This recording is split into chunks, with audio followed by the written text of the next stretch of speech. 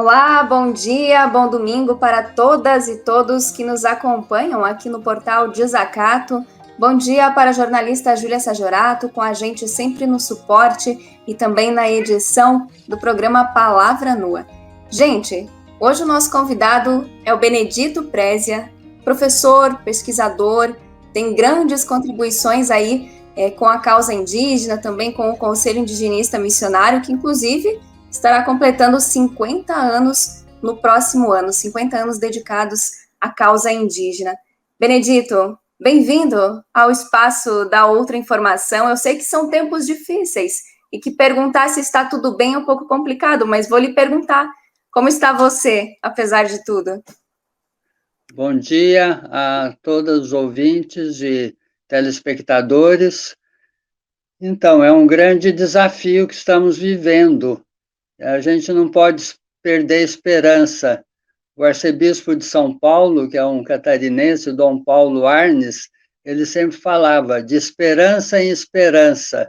Então, por isso, a esperança deve ser a última a morrer. Muito bem, então vamos esperançar hoje no programa também.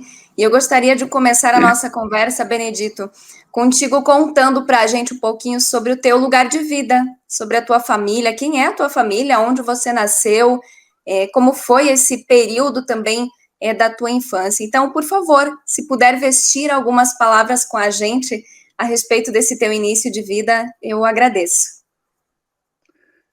Eu sou do interior de São Paulo, numa cidade pequena, Águas da Prata, embora tenha nascido em Poços de Caldas, que é a cidade vizinha do lado mineiro.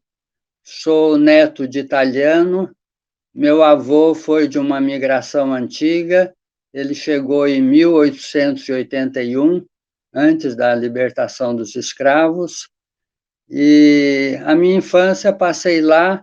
Com 12 anos, fui para o seminário e fiquei até os 20 anos, quando fui para a França com a proposta de entrar numa comunidade religiosa dos irmãos de Charles de Foucault.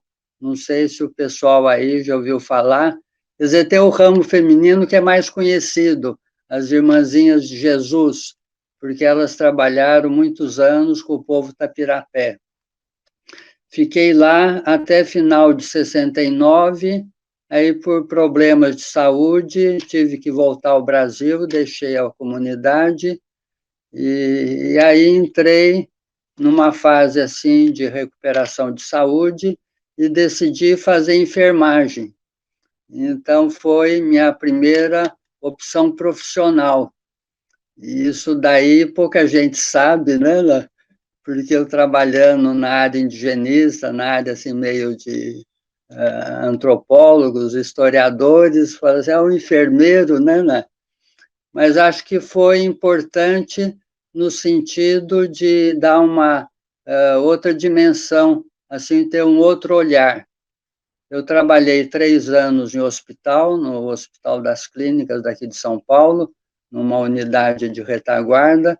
Aí depois fui para a saúde pública. Fiquei uns 7 anos na saúde pública e foi lá que o CIMI me encontrou. Na época, tinha um interesse na questão indígena, já assinava o Porantim, então fui um dos primeiros assinantes, né? Em 78, o Porantim ainda estava em Manaus, e assim eles fizeram um convite. Fui para Brasília para trabalhar na parte administrativa, né? E foi assim que, em 83, eu cheguei lá meio um pouco perdido, né? Porque não tinha uma experiência anterior. Foi um certo desafio de juventude. Não sei se eu fosse um pouco mais maduro, se teria aceito esse desafio. Mas eu acho que foi um início assim importante, né, quer dizer, uma mudança profissional, e eu fiquei no CIMI de 83 até 91. E E lá teve também uma experiência assim um pouco diferente, porque para aguentar Brasília, eu fiquei um ano no plano piloto e depois decidi ir morar numa favela, na favela do Paranoá. Aí fiquei 7 anos, né? Então isso me marcou muito. E então, em Brasília, eu tive duas experiências e duas militâncias: a militância indígena e a militância do movimento popular. Certo. Benedito, você falou do Porantim, né? O que te chamava a atenção quando você lia? Você era assinante, né? Foi um dos primeiros, mas o que te tocava, assim? Que era uma temática, vamos dizer, nova, assim, na época se falava muito pouco da questão indígena. Eu estava na periferia de São Paulo, então era um lado, assim, latino-americano. Então, naquela época, ser latino-americanos, apoiar os povos indígenas era uma forma de firmar a nacionalidade brasileira e se posicionar contra a ditadura. Então, a questão indígena foi uma das bandeiras importantes contra a ditadura militar. Era um retorno às nossas raízes. E chegando em Brasília, também tive uma ligação forte com o Porantim, então eu fui o editor do suplemento cultural, que foi criado lá para dar uma dimensão mais popular para o Porantim. Então, ao longo de 6 anos, eu acompanhei, publiquei muita coisa, né? Alguns dos meus livros tiveram origem nesse período que estava como editor do suplemento do jornal. Certo. E eu gostaria que você compartilhasse com a gente também, Benedito, um pouco mais a respeito dessa comunidade, dessa favela, onde você também fixou uma parte aí da tua morada. Como era essa vivência também e quais as construções que foram feitas a partir desse espaço? Era uma favela que surgiu depois da construção da barragem do Lago Paranoá. Quem conhece Brasília sabe que tem um lago assim muito importante que ajudou até o clima, quer dizer, foi construído justamente para deixar Brasília mais úmida, menos seca, né? Porque o Planalto Central tem esse lado, né, de muita secura. E quando terminou a barragem, algumas famílias dos empregados ficaram lá e outros foram para lá para ocupar aqueles alojamentos. E daí surgiu essa comunidade, e era uma comunidade assim, meio complicada, porque ficava na confluência do Lago Norte e Lago Sul, que são, principalmente o Lago Sul, é o setor chique de Brasília, onde estão as embaixadas, estão as mansões, e de repente apareceu uma favela lá. Quando eu cheguei, devia ter em torno de 20 mil habitantes. Era uma favela grande, né? E eu fui lá devido aos jovens, porque a gente fez um encontro de jovens, né? Assim, um encontro católico, e aí eu me empolguei, porque descobri uma juventude assim bastante aberta, engajada, e aonde que eu morava, que era no Guará 2, que é uma cidade satélite, depois de um ano, eu conheci apenas a proprietária da casa onde que a gente morava. Nós morávamos no fundo de uma residência, né? Então, era um bairro assim, bastante fechado, como Brasília é, né? Aí eu falei, não aguentar Brasília desse jeito não dá, eu vou para onde tem vida. E aí eu resolvi mudar para lá, né? Então, foi engraçado, porque para fazer essa mudança, eu tinha, assim, muito livro e coisas que eu trouxe de São Paulo, né? Alguns móveis, era coisa simples, mas aí precisou de um caminhão para fazer a mudança.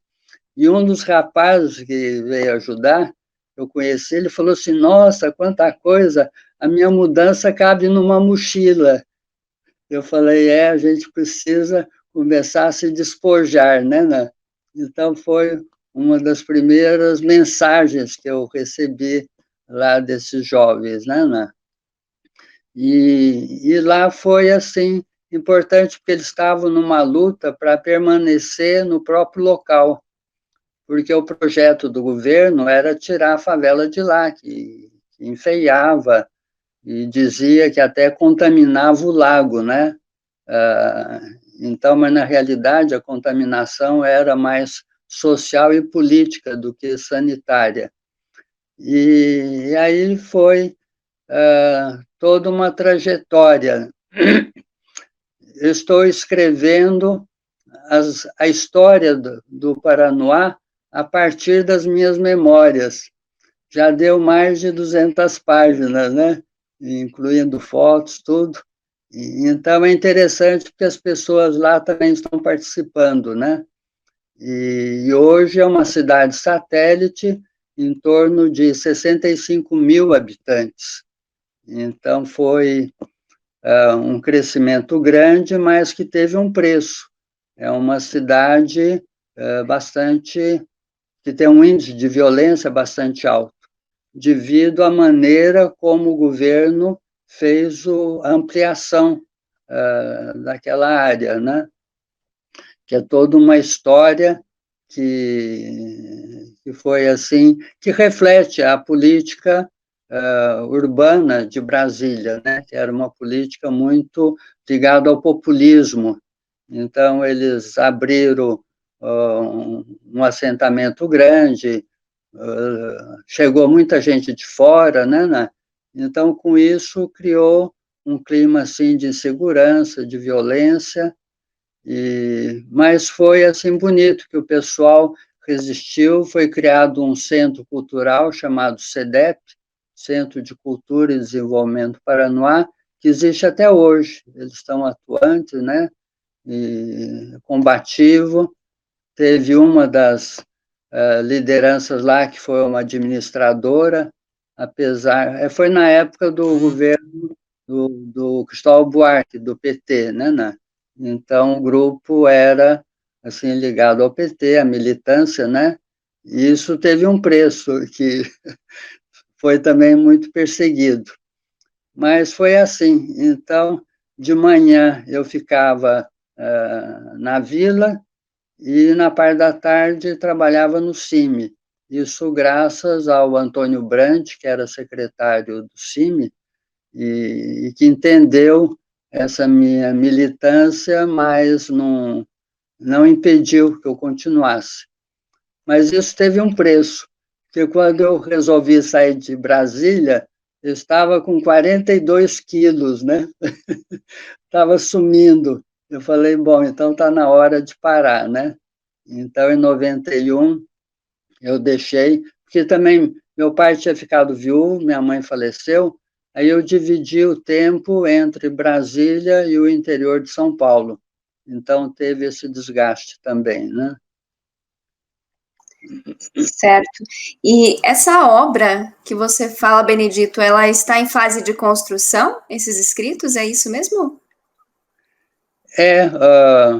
Praticamente, falta só o último capítulo, que, uh, que tenta ser uma perspectiva de futuro, porque a antiga área da favela ficou um parque, e sobrou a capela. A capela era o símbolo da resistência. Só que os governos posteriores não tinham nenhum interesse em preservar essa memória. Aí deixaram essa capela ruir, então depois foi restaurada num outro governo petista, do Agnello, e agora está também em fase de demolição. Então, é um patrimônio que está sendo tombado ao pé da letra, né? Então, nesse último capítulo, é ver como preservar a memória. E aí, de certa forma, está quase concluído o livro. Eu estou aguardando também a leitura de outras pessoas da comunidade para estar completando, né,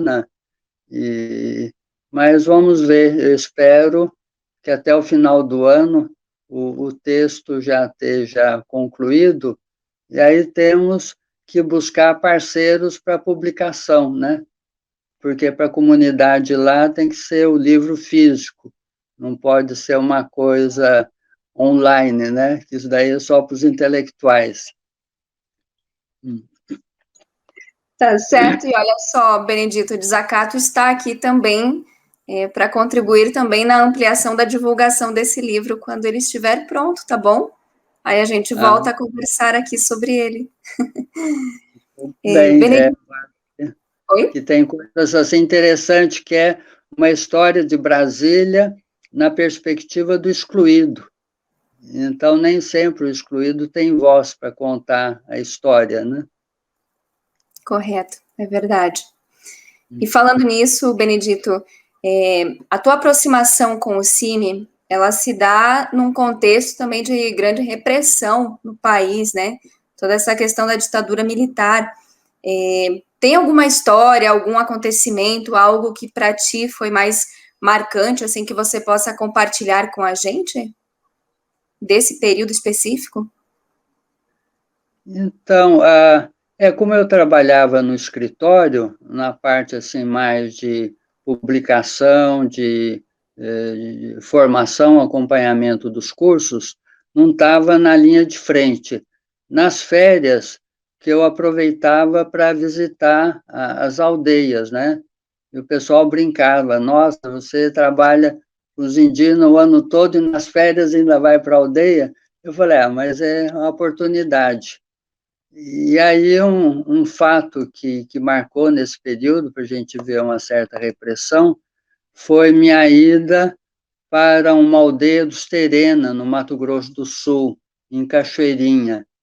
E o chefe de posto lá estava na fase militar, parece que ele era um militar também, um japonês, e aí quando eu cheguei, tive que ficar, de certa forma, assim, não escondido, mas camuflar minha identidade. Então, eu não podia falar que era do CIMI, se eu falasse, eu seria expulso da aldeia, né? Tal nível de repressão. Então, eu falava que era um amigo que veio de São Paulo, né? Porque o rapaz que eu fui visitar, o índio Terena, ele morou uns 3 meses comigo lá na favela do Paranoá. Então, a gente se manteve ligado, porque foi um período também que a FUNAI não queria que os jovens indígenas ficassem em Brasília, eles foram lá para estudar, então eles pediram o apoio do CIMI, a gente falou, olha, nós não podemos apoiar vocês, mas tem um espaço onde que eu moro, que era na favela, né? Aí foram 2 para lá, um no segundo dia já foi embora, né? Não, aqui não está muito bom, né? Porque era barraco, né? Tomar banho de caneca e tudo assim, muito simples, né? Mas o Vacílio, que era um terena, adorou. Ele falou assim, nossa, aí parece uma aldeia, né? A gente conhece todo mundo, coisa. E aí ele convidou para eu visitar, conhecer a família dele. Então foi uma experiência assim interessante, mas vamos dizer que marcou, né, esse nível de repressão. Quer dizer, o CIMI era a entidade perigosa, né, que era mal vista e mal recebida nas aldeias, principalmente as aldeias que tinham um controle maior do governo militar. Qual é o paralelo, se é que se pode dizer assim, que dá para fazer, Benedito, desse período que você vivenciou esse trabalho junto ao CIMI, com o contexto de agora, com o governo que nós temos aí gerindo o Brasil, né? O governo de Bolsonaro, a questão dos militares. Como você percebe né, esse contexto também da luta dos povos indígenas, mas também do próprio Conselho Indigenista Missionário.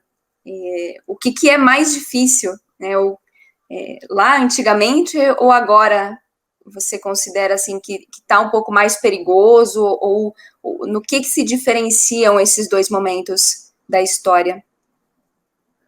Naquela época, quer dizer, praticamente não havia o movimento indígena, ele estava surgindo. Então, o grande diferencial, quer dizer, em termos de repressão, naquela época a repressão era mais violenta, né, assim, mais explícita, agora é mais camuflada, e os indígenas estavam começando a se posicionar. E hoje, ao contrário, né, quer dizer, tem um movimento indígena forte, tem lideranças destacadas, os indígenas, tem muitos jovens que estão se formando, e o que acontece em termos de repressão, por exemplo, recentemente agora, o caso da Sônia Guajajara, né, que está sendo processada, daquele outro líder Suruí, logo tem manifestação em nível de Brasil, a PIB se posiciona, né, e ela se apresenta, é uma das lideranças representantes da PIB. Então, o movimento indígena já está bem amadurecido e bem articulado. Então, apesar de ter uma truculência do governo, mas a resposta dos povos indígenas está sendo muito mais madura e mais rápida, né? E com mais visibilidade. Então, acho que essa é a grande diferença. Correto. Benedito, gostaria que você compartilhasse também com a nossa audiência a respeito das tuas pesquisas, né, dos teus escritos, das tuas publicações, como começou isso tudo na tua vida também, né, essa vontade ou essa necessidade de escrever, também de publicar, então que você trouxesse um pouquinho dessa história para a gente também. Quando eu deixei o CIMI, em 91, eu fiquei um período no interior para descansar, aí depois resolvi vir para São Paulo a fazer um mestrado, então comecei na área acadêmica à tarde, fui fazer o mestrado com 50 anos, né? 50 anos é o período que o pessoal começa a pensar em aposentadoria, né? Mas fiz na USP, e nesse período eu já estava começando a escrever. Então, o primeiro livro que eu fui coautor foi ainda em Brasília, em 89, Essa Terra Tinha Dono, que é um livro que acho que marcou época, né? Porque foi uma certa novidade, que a gente fez em parceria com o Eduardo Ronert, que é um belga, que é ligado à CEILA, que é o Conselho de História da Igreja da América Latina.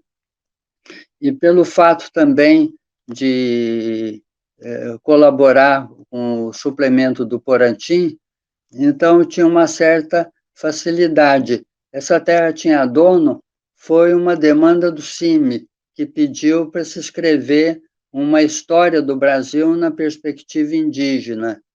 E aí, quando cheguei em São Paulo, falei, acho que a gente podia pensar também em fazer fascículos, né? Naquela época, as editoras publicavam, assim, muitos fascículos, mesmo no paradidático, né? E então, junto à FTD, eu lancei uma coleção chamada 5 Séculos de Resistência, que foram episódios de luta, não só indígena, como também afro, do movimento popular, do Sem Terra, né? E então foi assim uma experiência em nível editorial. E aí eu percebi que no CIMI a gente publicava também material para a Semana dos Povos Indígenas, tudo, mas a publicação ficava muito restrita.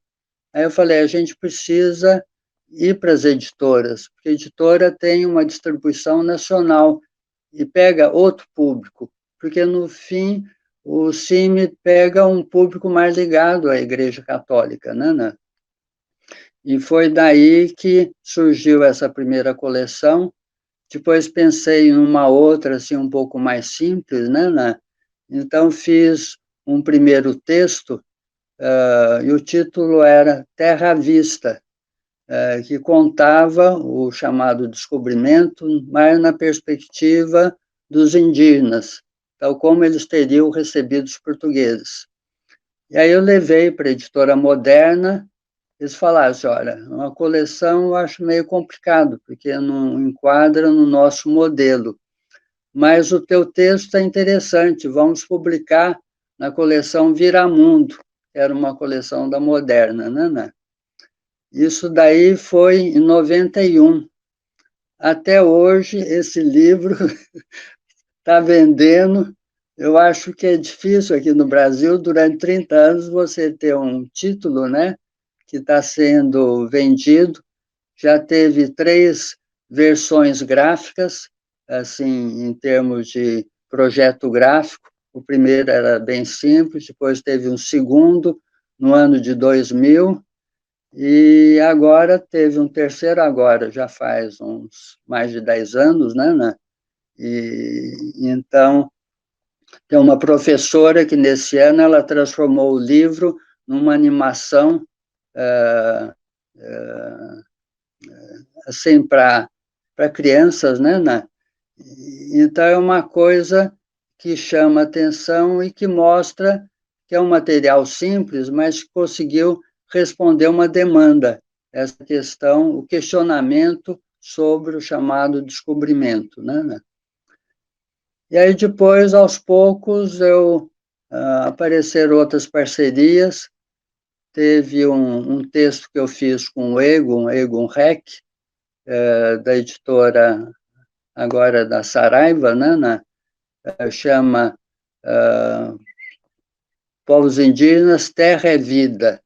Então, trabalha a questão da terra. Isso daí foi em 98, e a primeira edição, e até hoje ainda também está sendo vendido, né? E aí uma publicação um pouco mais recente foi a História da Resistência Indígena, que foi uma coletânea de episódios que eu escrevia para o Porantim. Então, mais uma vez, o Porantim entrou na minha história literária, né? Então, colocava um texto na última página.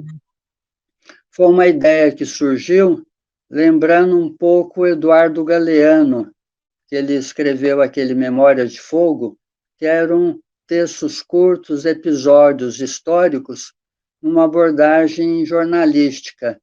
Eu falei, vamos tentar fazer isso, né, no Porantim. O espaço era pequeno, era uma página, então tinha que resumir um episódio em uma lauda e meia, né?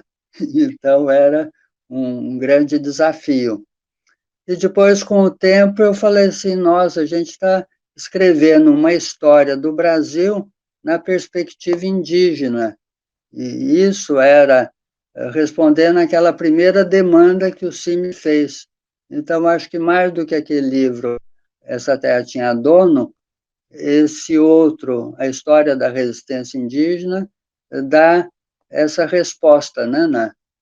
Porque é uma leitura fácil, quer dizer, são episódios que pega desde da época que os portugueses aqui chegaram, né, até os dias de hoje, e que mostra que os indígenas resistiram. Então, eu percebi também uma evolução de abordagem. Quando eu fiz Essa Terra Tinha Dono, a capa era um indígena amarrado, preso, né? A aldeia queimando, assim, um cenário muito derrotista, né? Em 2000, quando foi feita a 6ª edição, aí mudamos a capa. Então, colocamos um caiapó com a borduna na mão, né, em posição de resistência, de defesa. Então, a sociedade brasileira tinha uma visão muito negativa da história indígena. Ah, foram povos destruídos, que eles foram mortos aí como se fossem formigas, né? E desconhece as lutas, a resistência. Então, essa preocupação que eu tive de mostrar esse outro lado. E é importante, não só para os indígenas descobrirem a própria história, mas nós também, sociedade envolvente, para ter esse olhar, porque a gente conhece muito mais a história da Europa, na Grécia, a Revolução Francesa, e não conhece as nossas revoluções, né? A nossa história de luta e de resistência. Verdade. Benedito, sempre foi, eu não sei se essa palavra é a mais correta, mas é tranquilo você escrever sobre um tema tão de enfrentamento com a tua família? Como era essa relação também da tua militância junto ao CIMI, todos esses teus escritos que surgem, né, a partir de todo esse contexto de luta também dos povos indígenas com a tua família? Como isso era visto? Então, minha família acompanhou quando eu saí de Brasília, ou nos 2 últimos anos que eu fiquei lá, eu dividia meu tempo entre Brasília e o interior. Foi na época que minha mãe faleceu, então meu pai, ele também escrevia, eu puxei, acho que esse lado, vamos dizer, de jornalístico, eu puxei dele, né? Então, ele acompanhava e gostava, ele perguntava, eu ficava até meio constrangido, porque ele perguntava muito, eu falei assim, nossa, meu pai, na idade dele, está querendo aprender de mim alguma coisa, né? E, então, dentro, vamos dizer, do mundo dele, que era um mundo interior, mais literato, né? Ele era poeta, e então foi bom. Eu tenho uma irmã que foi casada com um professor de história, também ele acompanhou muito, né? E, e a família, assim, essa família mais próxima. Agora tem uma família um pouco mais ampla, que é do grupo do Charles de Foucault, que eu continuo, faço parte da Fraternidade Leiga, né? Então, essa família mais ampliada também se interessa, né, e é importante.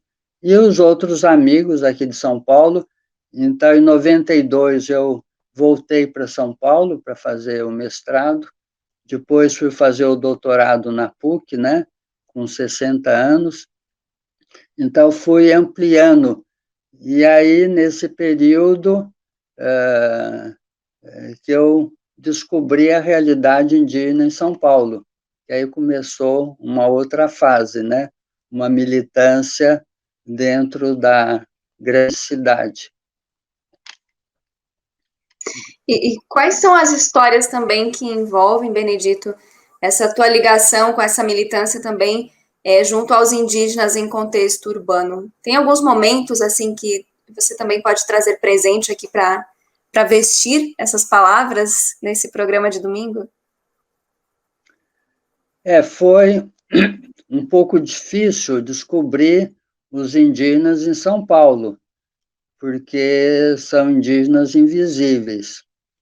Eu lembro que foi até um certo, vamos dizer, questionamento e um empurrão que eu recebi na aldeia dos Pataxó Ranrém, na Bahia, quando fui visitá-los, depois de ter concluído o mestrado, né? Então, a Maura Titiá, ela falou assim, você está em São Paulo? Como é que estão os parentes lá, né? Eu falei, olha, devido ao mestrado, eu não tive tempo ainda de me envolver com eles, mas agora que eu terminei, vou ver se eu consigo descobri-los, né? Porque tinha os guaranis, né? Mas aí, quando o CIMI deixou, porque tinha um escritório aqui em São Paulo, então eles voltaram para o Sul, e aí foi criado a pastoral indigenista, uma forma assim temporária, né, até o CIMI retornar. E foi nesse contexto que eu comecei junto com uma professora da PUC, que é assessora do CIMI, a Lúcia Rangel, da gente tentar localizar. E foi a partir de uma reportagem de um jornal popular, Correio Popular daqui de São Paulo, que fez uma reportagem mostrando que tinha uma comunidade indígena, a Pancararu, numa favela. Isso foi uma coisa assim surpreendente, né? Que a gente falou, nossa, os índios estão aqui em São Paulo e estão na favela, né? E aos poucos a gente foi identificando, eles estavam numa fase, a Prefeitura de São Paulo estava construindo prédios lá para substituir os barracos, né? E foi lá que eu consegui localizar uma família, né? E foi um pouco essa ponte. E a partir daí, então, nós começamos a ter contato com eles. Na PUC, junto com a professora Lúcia Rangel, a gente criou um pequeno grupo para tentar estudar quem era aquele povo, o povo Pancararu. Ainda não tinha ido visitá-los lá na favela, porque precisava ter um contato. E foi através de uma apresentação em Guarulhos, que é uma cidade da Grande São Paulo, que eu consegui pegar um contato, aí fiz uma visita e foi assim uma primeira abordagem, assim, de certa forma, muito formal. Eles estavam no alojamento, porque onde eu morava estava sendo construídos prédios, e ficou assim, meio em compasso de espera. Aí um dia eu recebi o telefonema de uma liderança. Ele falou assim, aqui é o Frederico Pancararu. Eu falei, então, eu sou presidente da Associação SOS Pancararu, e a gente queria que você, ou vocês do CIM, nos ajudassem, porque a gente está lutando para ter uma terra aqui em São Paulo, né? Eu falei, nossa, vocês não têm medo de procurar o CIMI? Porque o CIMI é mal visto pelo governo, né? Ele falou, não, pelo contrário, a gente procurou o CIMI porque sabe que vocês sabem brigar pelas causas, causas indígenas. Então, foi interessante que o primeiro contato partiu deles. E isso daí foi em 99, né? E aí eu lembro, em 2000, teve o lançamento de um dos meus livros, né? E eles também participaram, foi um evento grande, tinha quase 200 pessoas, né? E a partir daí, então, teve uma aproximação, vamos dizer, importante. Em 2001, no final de 2001, em setembro, um chavante solicitou o apoio nosso para tentar o ingresso na PUC, porque eles estavam fazendo cursinho, né? Principalmente os Pancararu, tinha quase 30 Pancararus estudando, né? Alguns Guarani e esse chavante. E como não havia perspectiva de futuro de fazer o vestibular na FUVEST, na USP, porque eles não iam passar nem na primeira fase, então a gente lembrou da PUC. E aí procurei a Lúcia Angel lá, e aí a gente descobriu uma outra professora da psicologia que estava pensando em criar um projeto para estudantes indígenas. E aí a coisa caminhou de certa forma rápida. Em 2 meses, surgiu a ideia de fazer o projeto Pindorama, que a PUC ia oferecer bolsas de estudo, e porque seriam jovens carentes, quer dizer, indígenas, mais indígenas carentes. Então, esse projeto, que depois virou programa, né, programa Pindorama, foi para responder essa demanda da juventude, principalmente Pancararu, para ter acesso ao ensino superior. Então, nós já estamos, foi no vestibular de 2002 que eles entraram, né? Nós já estamos com 19 anos e já passaram quase 200 jovens, né? E se formaram 105.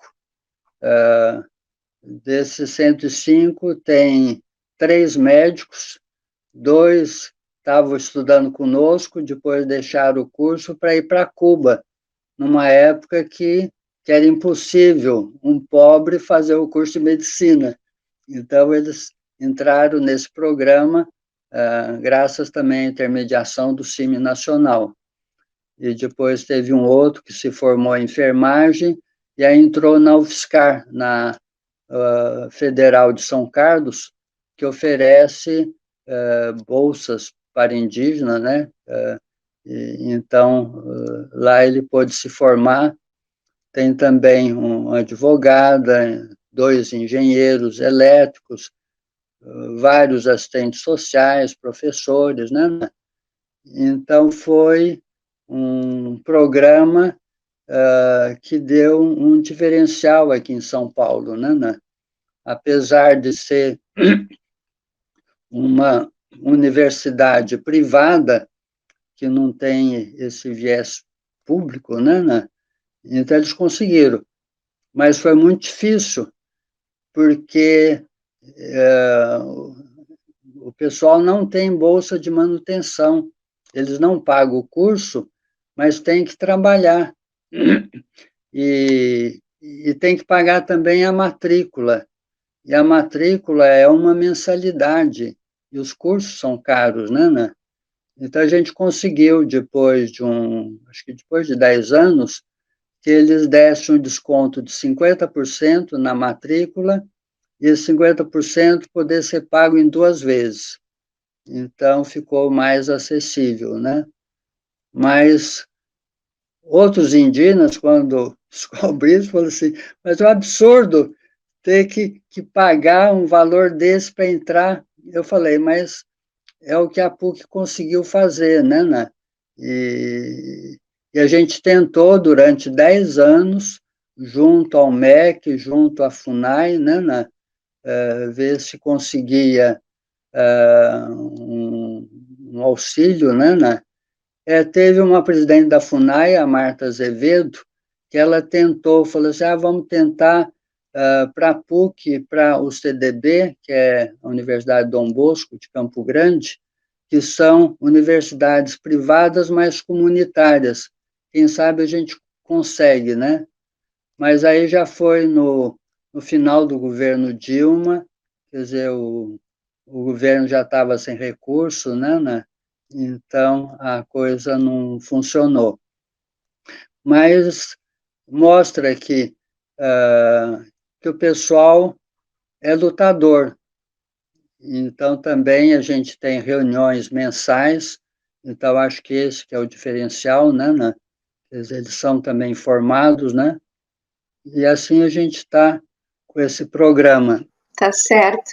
Enquanto você toma uma água aí, Benedito, e a gente vai fazendo a nossa prosa aqui acontecer, eu gostaria que você compartilhasse também com a gente como tem sido também a tua vida, o teu trabalho, desde que nós tivemos aí o avanço, né, dessa pandemia da Covid-19, mas principalmente da antipolítica desse governo Bolsonaro. Então, como você também tem se reorganizado para continuar fazendo os teus escritos, a conversação também com esses indígenas que você tinha mais contato antes da pandemia também. Como tem sido isso tudo? Eu estava como coordenador também da Pastoral Indigenista. Então, esses últimos anos, eu fiquei na coordenação do Pindorama e também da Pastoral. Mas, no final do ano passado, eu já comecei a transmitir o cargo, estou pendurando a chuteira, né? Então, na Pastoral Indigenista, tem um Frei Capuchinho, que ficou no meu lugar, e no Pindorama, no programa Pindorama, tem uma assistente social. Então, eu sinto que já está na hora de eu começar a curtir a aposentadoria.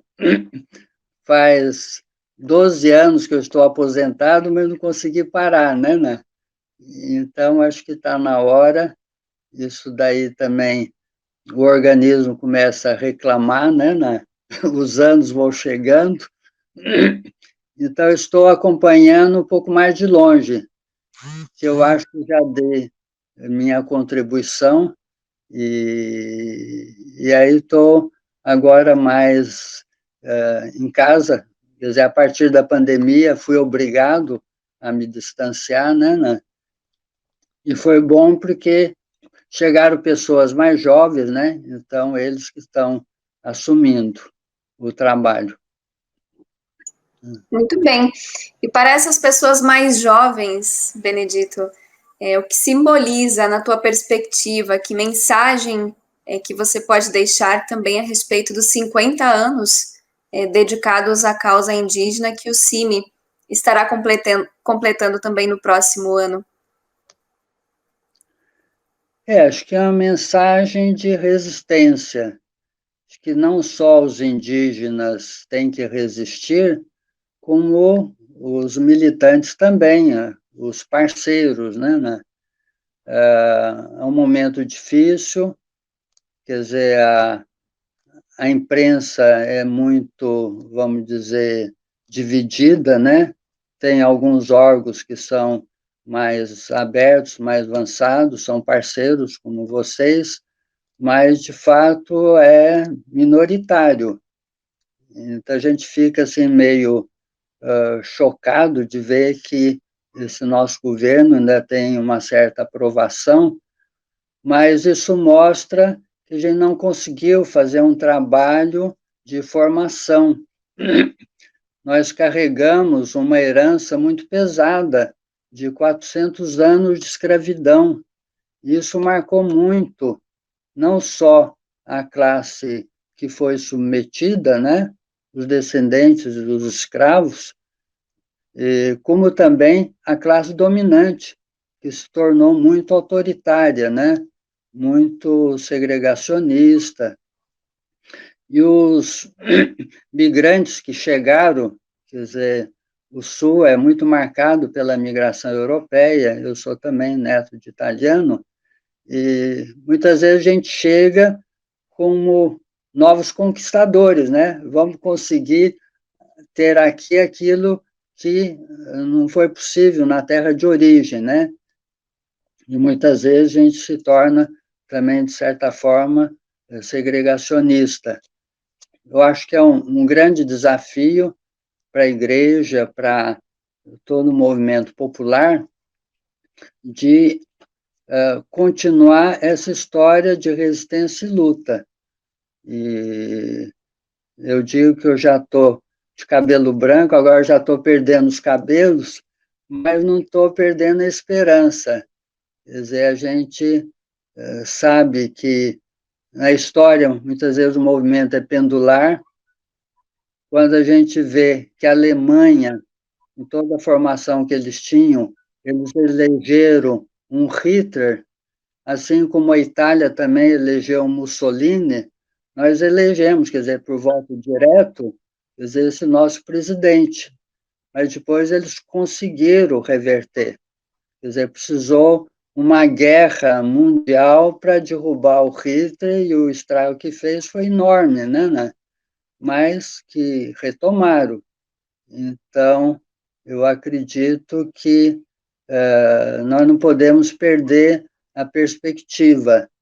A gente está perdendo várias batalhas, mas nós não devemos perder a guerra. Temos que continuar na linha de frente.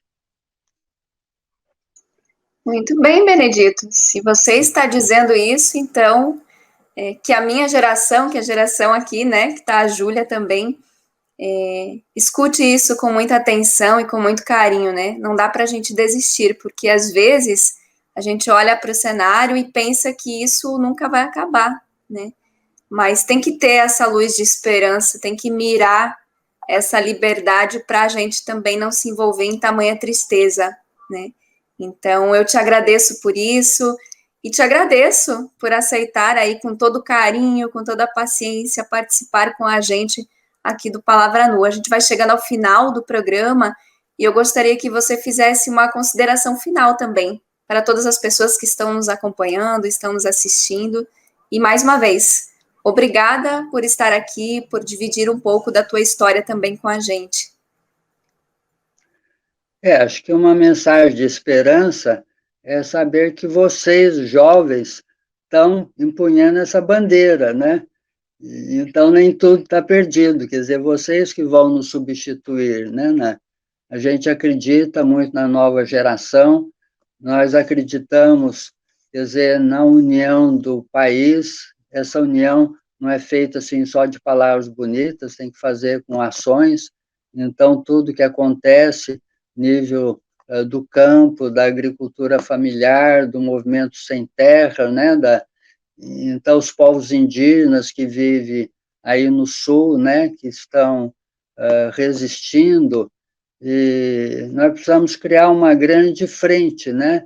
E essa frente de esperança, eu acredito que essa pandemia ajudou a gente colocar mais o pé no chão, dizendo que esse país ainda precisa ser unido e ser reconstruído, né?